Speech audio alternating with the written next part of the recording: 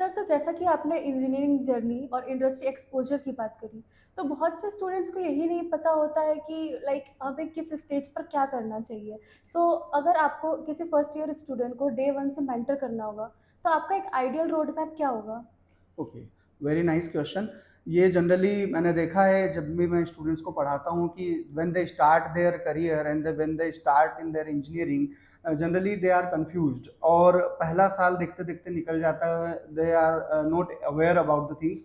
तो सबसे पहले जब आप एंटर करते हैं और फर्स्ट ईयर में, अगर मैं ईयर वाइज रोड मैप की बात करूंगा यहाँ पर आप सभी लोगों से, तो फर्स्ट ईयर की जब हम बात करें तो सबसे पहले you need to adjust with that environment, क्योंकि आप कहीं ना कहीं एक नए एनवायरनमेंट में आते हैं, एक नई बिल्डिंग होती है, नई फीलिंग होती है, नए दोस्त होते हैं।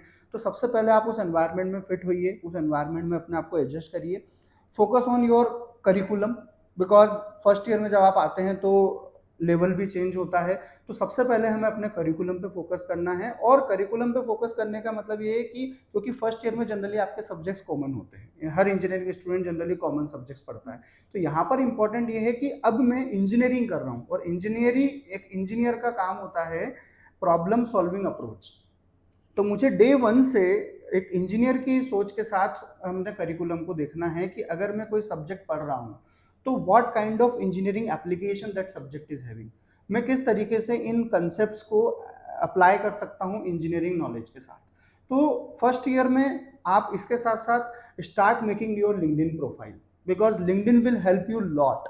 जब आप अपनी प्रोफाइल लिंक्डइन की फर्स्ट ईयर से बनाना स्टार्ट करते हैं तो आप अच्छे अच्छे सीनियर्स के साथ कनेक्ट होते हैं। आपके कॉलेज में हम जो भी एक्सपर्ट टॉक्स ऑर्गेनाइज कराते हैं, जो भी हमारे आउटसाइड कनेक्ट होते हैं, जब आप उनसे मिलते हैं तो start building network with them. This network will help you a lot whenever you will be able to join a club as a president or as a organizing member।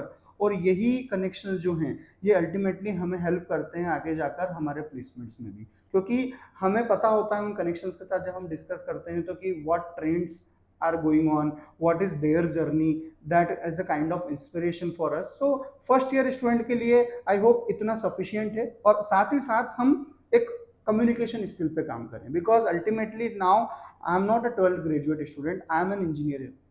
so basically when I am entering in an engineering, so I should focus on that communication skill also। अब बात करते हैं हम जब second year में जब student आता है तो सेकंड ईयर में you should know your core subjects. आपके कोर सब्जेक्ट्स, जैसे अगर हम सीएस की बात करें तो there are data structure, there is operating system, there is database management system, there is ADA. So these are the subjects. इन सब्जेक्ट्स को बस पास होने के हिसाब से ना पढ़ें, ये सब्जेक्ट्स आपको लाइफ लॉन्ग लर्निंग के लिए काम में आएंगे। कोई भी कंपनी है, कितना भी हम अपग्रेडेशन की बात कर लें, एआई की बात करें, एमएल की बात करें, बट कोर और बेस जो है वो हमेशा इन सब्जेक्ट से बनता है। तो first and foremost thing, second year में आने के बाद मैं इन कोर सब्जेक्ट्स के ऊपर फोकस करूं, इन सब्जेक्ट्स की एप्लीकेबिलिटी देखूं अगेन कि किस तरीके से ये सब्जेक्ट है, ये पर्टिकुलर कंसेप्ट इंडस्ट्री में कैसे यूज हो रहा है। जो भी मैं पढ़ रहा हूं उसको मैं एप्लीकेशन के साथ रिलेट करूं, सो दैट आपको रटना नहीं पड़ेगा। एक बहुत ये मैंने देखा है स्टूडेंट्स के साथ कि they mug up all the things and then they vomit in the examination hall. So ये नहीं करना है, आप कंसेप्ट को लर्न करिए, आप उन कंसेप्ट को प्रैक्टिकल एक्सपोजर के साथ रिलेट करिए। जो भी कोलैबोरेशन के थ्रू हम इंडस्ट्री टॉक्स या इंडस्ट्री विजिट्स इनको सुनते हैं, आप वहाँ इन सब्जेक्ट्स को रिलेट करिए कि अच्छा जो स्पीकर ने बताया था और जो सब्जेक्ट में पढ़ रहा हूँ ये कहाँ पर एप्लीकेबल हो पा रहा है। Start building small small mini projects, क्योंकि अल्टीमेटली आप जब प्रैक्टिकल एक्सपोजर की बात करते हैं तो इंडिविजुअल कंसेप्ट्स को लर्न करना अलग होता है, और जब हम प्रोजेक्ट बनाते हैं तो प्रोजेक्ट में आप इन सारे कंसेप्ट्स को मर्ज करते हैं, और जब आप इनको मर्ज करके एक प्रोजेक्ट बनाते हैं तो ultimately this project will help you in your resume building, क्योंकि ये वो समय होता है जहां से हमें अपना रिज्यूमे भी बनाना स्टार्ट करना है। I should upgrade my resume in every semester, that will help you to assess your learning कि मैंने सेमेस्टर बाय सेमेस्टर क्या अपग्रेड किया। Along with that at least choose one skill जो आप यहाँ से स्टार्ट करें, कि जो भी मुझे कैरिकुलम में मैं पढ़ रहा हूँ वो मेरे साथ है, बट उसके साथ साथ वन एड ऑन स्किल जो इंडस्ट्री ट्रेंड चल रहे हैं। तो इससे क्या होगा, जैसे जैसे आपकी इंजीनियरिंग जर्नी आगे बढ़ेगी ऑटोमेटिकली आपके लर्निंग स्किल्स जो हैं एड ऑन होते जाएंगे, जो इंडस्ट्री में आगे कहीं ना कहीं सपोर्ट करेंगे। Then if you talk about one more thing, that is git profile. एक सेकंड ईयर स्टार्ट से स्टूडेंट को अपना गिट प्रोफाइल बनाते आना चाहिए, बिकॉज हर इंडस्ट्री आज की तारीख में ओपन सोर्स टूल पे काम कर रही है।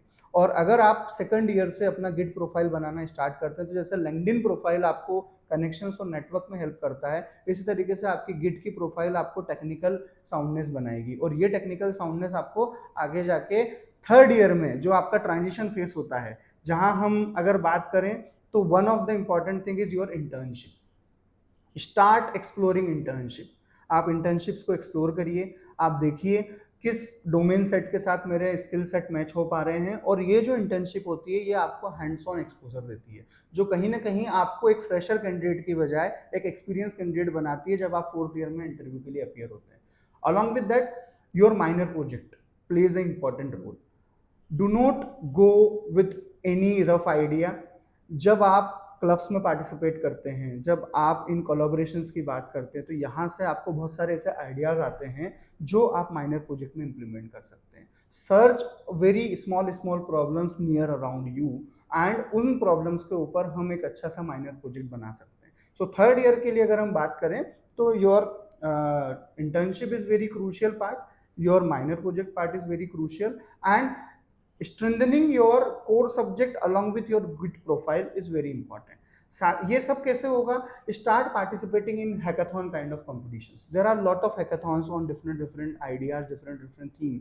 वो जो 36 आवर्स का हैकाथॉन होता है, वो जो 48 आवर्स का हैकाथॉन होता है, जब आप उसमें 5 लोग मिलकर और एक प्रोजेक्ट पे काम करते हैं, it will be a wonderful experience for you people.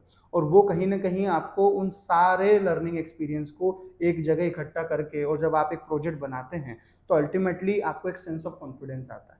और यहाँ बात हारने या जीतने की नहीं है। Just explore, just keep active participation in all these things, क्योंकि या तो आप जीतोगे या आप उन फेलियर से सीखोगे। और जहां आपने सीखना स्टार्ट कर दिया इन फेलियर से, ultimately that will help you in your final year. Final year की बात करें तो फाइनल ईयर में आपको जो भी आपने 3 सालों में सीखा है, बस उसी को आपको ब्रशअप करना है। Don't pick anything new.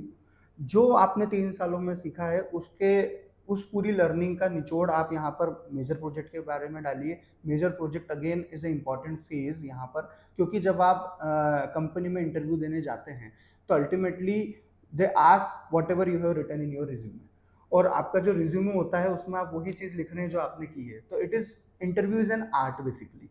अगर सामने वाला मुझे मेरे रिज्यूमे के बेसिस पर जज करने वाला है, तो automatically the skill set and the certification in the minor projects and major project that I have done, अगर मैं उसके बारे में मेंशन कर रहा हूँ मेरे रिज्यूमे में, तो उसको डिफेंड करना मेरे लिए बहुत आसान होगा and company automatically will select you. तो यहाँ पर जो मैंने फर्स्ट क्वेश्चन में आप लोगों को बोला था कि don't go for the package, don't go for the placement, focus on the process, वो यहाँ पर आता है कि जब आपकी 3 साल की प्रोसेस अच्छी होगी तो ऑटोमेटिकली फाइनल ईयर में आपके अंदर एक कॉन्फिडेंस होगा कि I can crack any company. If my process is smooth then of course placement will come automatically. So this is a complete 4-year road map according to me. जो भी student generally confuse होते हैं वो इस road map को लेकर consistency के साथ आगे बढ़ सकते हैं। बिकॉज यहाँ पर मैं एक चीज़ और इस क्वेश्चन में ऐड करना चाहूँगा कि consistency play a major role. आप जो भी कर रहे हैं, जो भी स्किल सेट आपने उठाया है, आप उसके लिए कंसिस्टेंट एफर्ट जरूर पुट करिए। Because until and unless you will not be consistent in your domain profiling or your upskilling, आपने जो भी स्किल आज अर्न की है, अगर आप उसमें कंसिस्टेंट नहीं है तो वो आगे जाके आपको फिर वापस उसको ब्रशअप करने में टाइम लगेगा। So this is a kind of road map that an student can opt. Thank you sir. Should focus on that communication skill also.